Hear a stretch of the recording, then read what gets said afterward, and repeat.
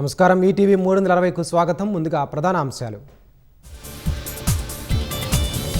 రేపు ఆసిఫాబాద్ జిల్లాలో పర్యటించనున్న సీఎం. 112 కోట్లతో అభివృద్ధి పనులకు రేవంత్ శ్రీకారం.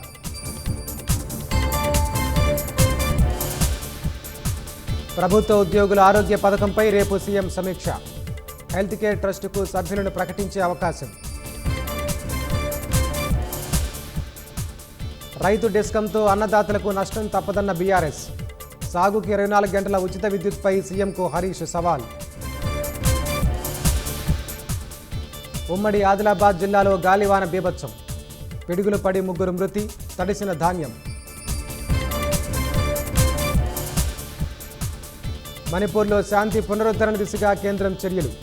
2 కోబ్రా బెటాలియన్ల తరలింపునకు నిర్ణయం.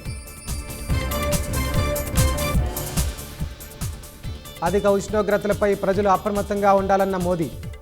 బంగనపల్లి, తోతాపురి మామిడి పండ్ల రుచులపై ప్రధాని ప్రస్తావన.